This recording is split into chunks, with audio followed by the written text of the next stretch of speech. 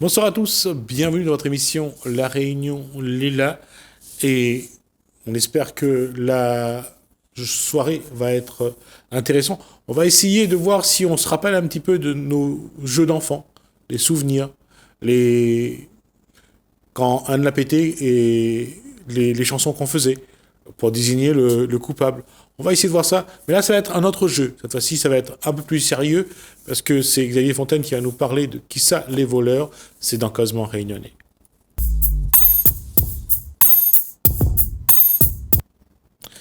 Bonsoir Xavier Fontaine. Bonsoir. Alors, Qui ça les voleurs, c'est... Alors, c'est le nom d'une pièce de Ah théâtre. d'accord, je pensais que vous alliez me donner le nom. Tant pis. Non, non. C'est une question qu'on se pose aussi, hein. Ouais. Donc, du coup, c'est une pièce de théâtre qu'on a fait avec Anaïs, qu'on regrette qu'elle ne soit pas avec nous. Anaïs Vassor. Oui, Anaïs. Donc, du coup, elle a servi un petit peu de metteur en scène. Donc, du coup, c'était sur le rond-point des Azalées, parce qu'on s'est installé au rond-point des Azalées avec l'association des révoltés du 974. Donc, je vais vous dire qui nous sommes. Mais c'était dans le cadre d'une discussion, on s'est dit, on va lancer un tribunal populaire. Et puis, au final, on s'est orienté vers le théâtre. Parce que le théâtre, c'est comment changer un petit peu d'image. Et puis, au théâtre, il y a des choses qu'on peut dire sans risquer de se prendre une diffamation Exactement. ou se retrouver dans le tribunal. Non, mais c'est une bonne idée, hein, c'est Oui. très subtil et c'est bien. Et Alors, c'est quoi quelle va être la controverse? C'est quoi le sujet? alors, on parle de beaucoup de choses. Dans cette pièce de théâtre, en fait, on a un Ticolon, donc, qui est interprété par Salim Moussagi. Il est très, très convaincant. On a un autre bel acteur qui est Maître Mentor, qui est incarné par Fabien Antoinette, que je pense qu'il est passé ici aussi.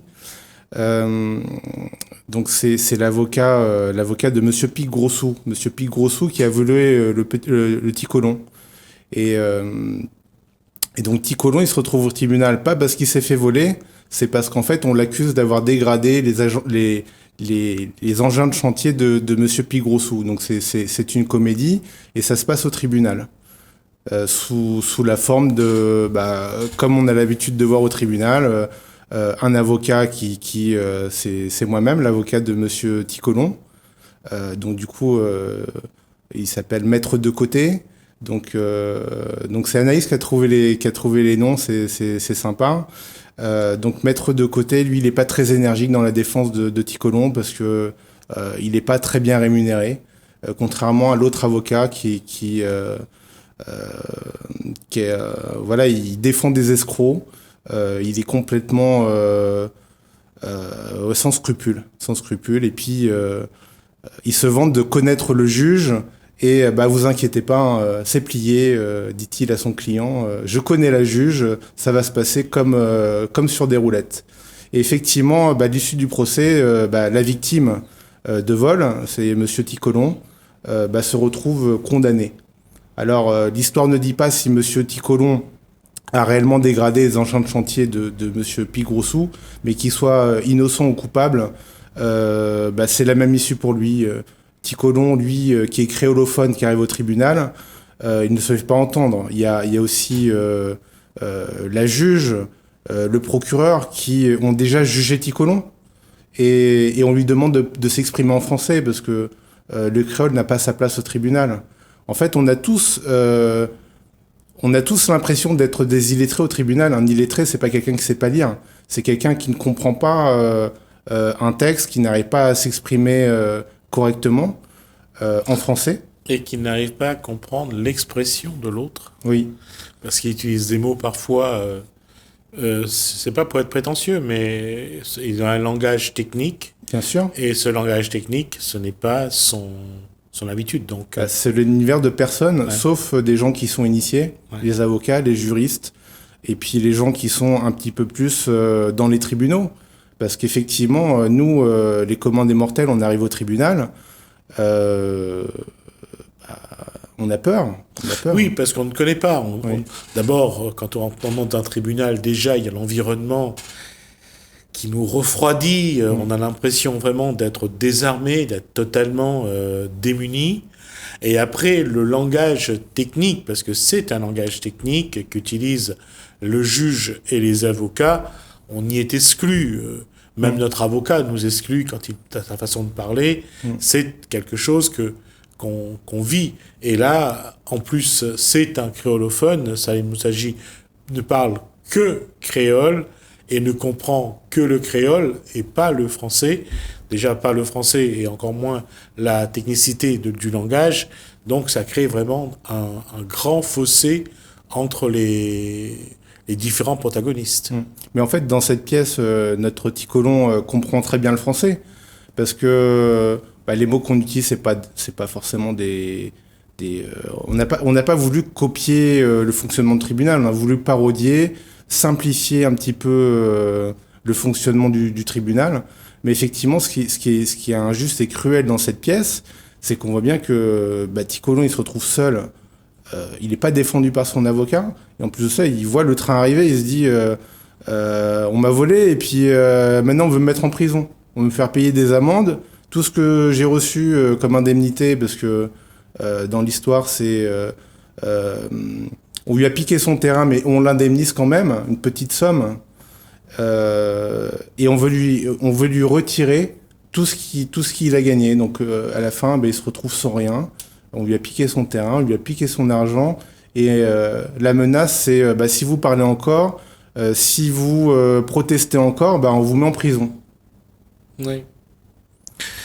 Pour ceux qui ont un peu de mémoire, si vous voulez vous rappeler, vous souvenir un petit peu d'un des sketchs de Daniel Vabois et de son gobe à Paris, parce qu'il se retrouve démuni, il veut manger, et la seule chose qu'il a mis, c'est qu'il a passé un gobe pour avoir 1 ou 2 pigeons pour manger, et il se retrouve au tribunal, pareil, avec son créole, face à un langage français et technique, parce que c'est le langage juridique. Et là, ça crée bien sûr le rire. C'est quelque chose. Daniel Vabois a su jouer là-dessus. Et je crois que ça a été un succès pour lui. Pour vous, je ne sais pas ce que ça va donner, mais la posture que vous avez choisie, est-ce que c'est sans pointer du doigt qui que ce soit, parce que de toute façon, ça sert strictement à rien est-ce que la Stérénaise aujourd'hui se retrouve dans cette pièce? Est-ce qu'il y a un clivage qui fait que les petits se retrouvent toujours bouffés par les puissants?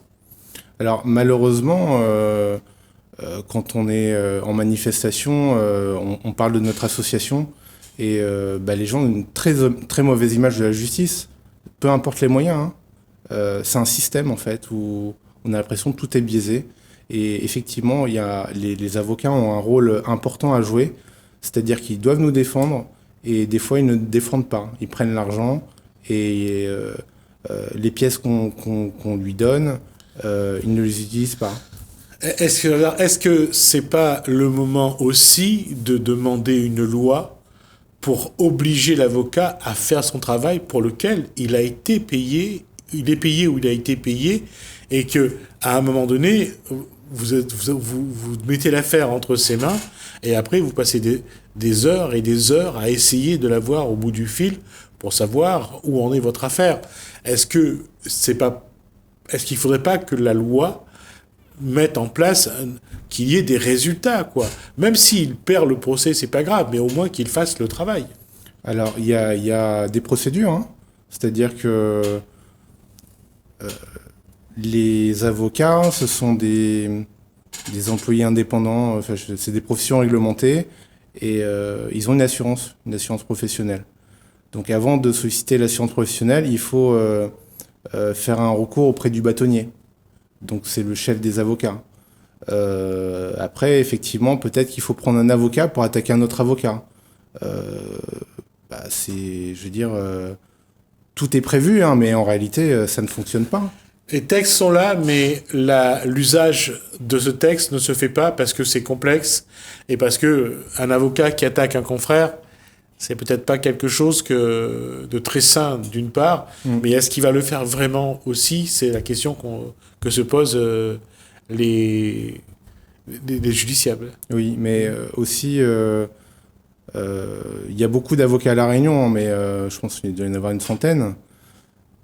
On peut dire qu'on a le choix, mais c'est pas beaucoup. C'est pas beaucoup, une centaine. Tout le monde se connaît.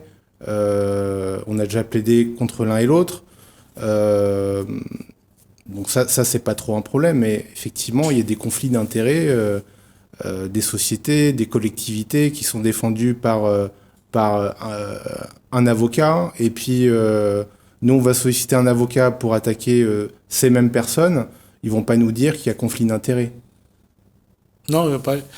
Et d'autant que c'est de notoriété, vrai ou pas vrai, chacun le dira. Certains ils se connaissent assez bien pour s'arranger entre eux. Bien sûr.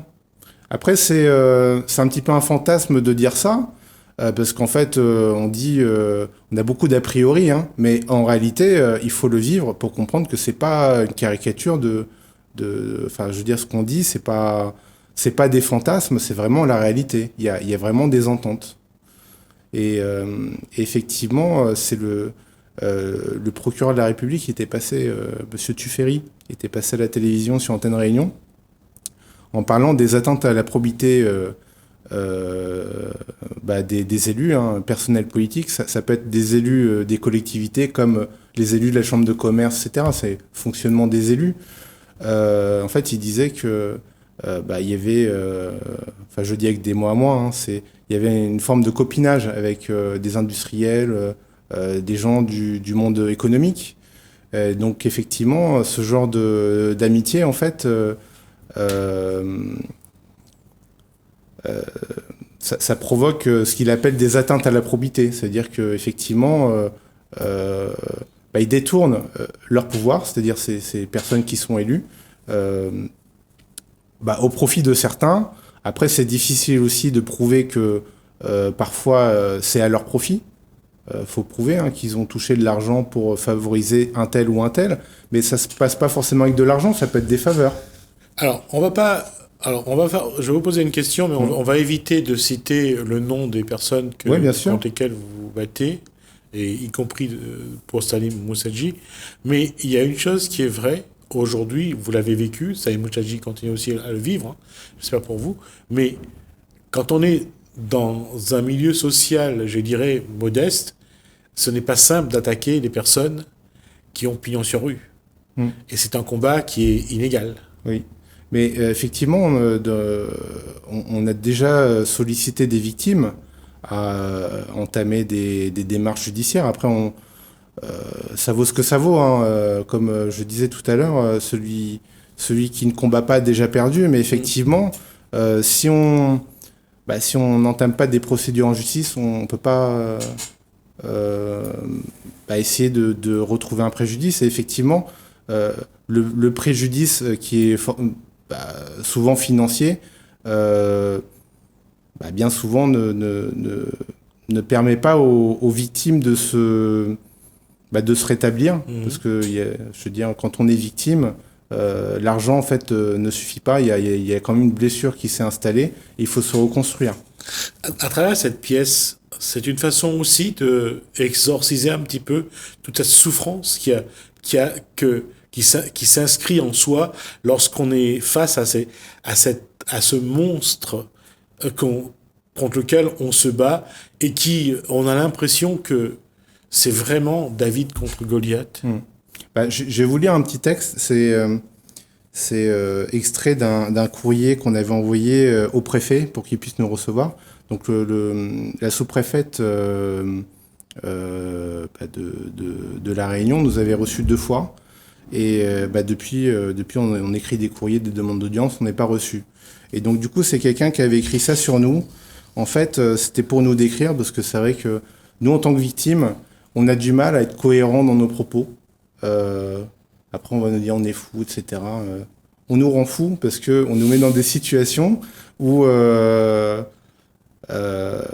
est confus dans nos propos, dans nos histoires. On les connaît par cœur, mais on ne sait pas par où commencer. Donc du coup, le mieux, c'est que quelqu'un écrive sur nous de qui nous sommes.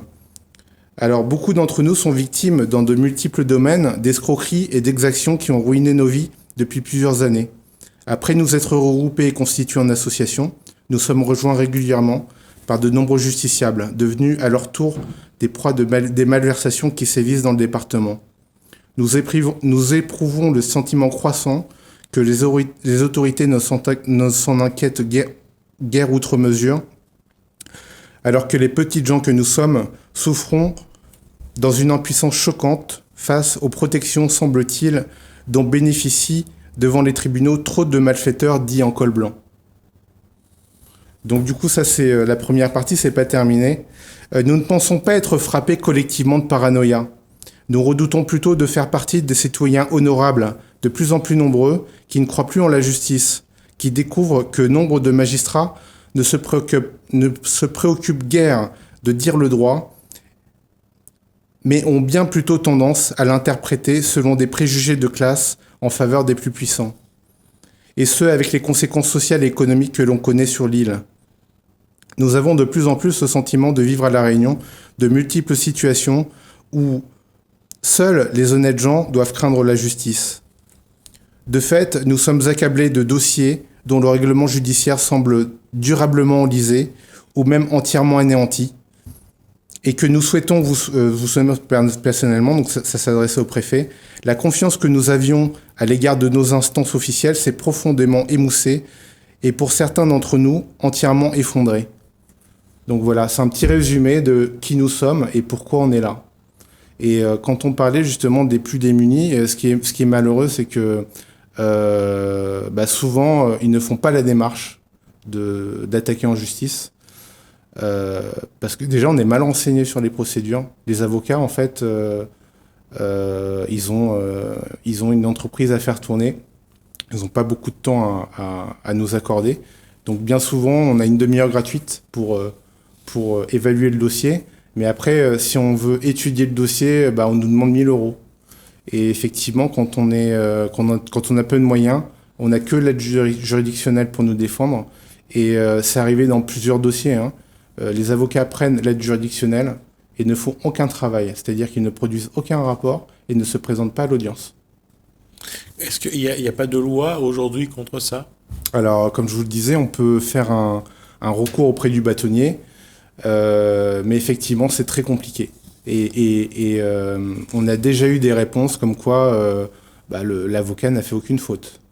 Donc il faut vraiment insister et avoir un réseau derrière nous. Un avocat qui prend l'argent et qui ne rend pas le travail pour lequel il s'est payé, il n'a pas commis de faute. D'après le bâtonnier, faut prouver. Et en plus de ça... et l'argent qu'il a reçu, c'est pas une preuve ? Oui, normalement c'est une preuve. Mais en fait, il faut savoir que l'aide juridictionnelle, ça correspond même pas à 1 heure de travail. Tarifé pour un avocat. Tout à fait, ouais. Donc du coup, beaucoup refusent l'aide juridictionnelle. C'est arrivé à un de nos adhérents qui écrit au bâtonnier pour qu'on lui désigne un avocat. Non, c'est le procureur, je crois. Donc en fait, il fait des démarches pour qu'on lui désigne un avocat et il enchaîne refus sur refus. Personne ne veut. À travers cette pièce, qu'est-ce que vous essayez aussi d'apporter ou de pointer du doigt de ce qui se passe dans la société réunionnaise ? Que la justice, c'est pas pour nous. C'est un monde à part. Je voudrais pas mettre le côté colonial sur le tapis, mais cette justice-là, c'est une justice qui est ancienne, qui vient de la France profonde, qui vient de la Révolution. C'est pas remise en cause depuis tant d'années de fonctionnement. Est-ce que c'est la justice en soi ou c'est le comportement de quelques personnes qui j'allais dire, qui nuit à la crédibilité de la justice ? Je pense qu'il y a aussi un problème de posture. C'est-à-dire que le procureur, lui, se veut être strict, comme dans la pièce, hein. Il se veut être strict, donc du coup, il va avoir cette influence sur le juge. Après, le juge, il est libre ou pas d'écouter le procureur et ses réquisitions. Mais le juge, lui aussi, Il veut affirmer sa posture, je suis magistrat, je suis assermenté, être mal jugé, ça peut avoir de graves conséquences, parce qu'une fois que le marteau est tombé, le jugement a autorité de la chose jugée. Ouais. Donc du coup, il faut escalader, etc. D'autres montagnes pour que le droit soit rétabli et la structure de justice française au départ devait protéger les personnes. Aujourd'hui, les gens, en tout cas, il y a une partie de la population qui ne se sent plus protégée. Effectivement. Et pour parler des plus démunis, je parlais de l'aide juridictionnelle, mais c'est pour ceux qui veulent se défendre. Beaucoup refusent de se défendre parce qu'ils pensent déjà que la justice n'est pas pour eux. Donc effectivement, on va se rapprocher des comportements on se fait justice soi-même, parce qu'effectivement, cette justice d'hommes civilisés, parce que c'est à la base c'est ça, c'est régler les conflits entre personnes civilisées devant les tribunaux. On s'aperçoit qu'on n'est pas dedans, bien qu'on soit civilisé, effectivement. Il y a une situation aujourd'hui. Qui faut-il pointer du doigt? Les hommes qui sont chargés de faire la justice ou la justice elle-même? Cette question-là, je pense qu'on aura l'occasion d'en reparler. Merci Xavier Fontaine. Merci beaucoup. Pour cette présentation. On va rappeler donc la pièce de théâtre. Alors, Qui ça les voleurs? Ça sera présenté ou pas? Alors, c'est à la base, on faisait des répétitions et on a demandé à Jean-Marie Pernel de l'Enquête Prod, qui fait un reportage en ce moment, de pouvoir faire la captation d'images pour qu'on puisse la diffuser sur les réseaux. Mais normalement, nous devrions nous produire dans la rue, parce qu'en fait, c'est le principe du théâtre des opprimés d'Augusto Boal. Donc du coup, c'est un théâtre de rue qui a pour objet de se poser des questions sur la société. Et donc, pour répondre à votre question, qui ça les voleurs? En fait, effectivement, on se demande qui est le voleur dans l'histoire. Est-ce que c'est Monsieur Pic Grossou ou est-ce que c'est ce système qui le soutient? On aura l'occasion de revenir là-dessus avec Anaïs Vasseur, entre autres, et de voir un petit peu cette forme de théâtre, et à la rigueur de vous revoir sur ce plateau avec elle, Xavier Fontaine. Merci beaucoup. Merci donc à Xavier Fontaine pour cet échange. Merci donc de voir un petit peu la justice sous un angle différent, et surtout s'amuser et rire, c'est bien. Nous, on va regarder un reportage d'Didier Robert qui parle du 20 décembre et de l'esclavage. On se retrouve juste après.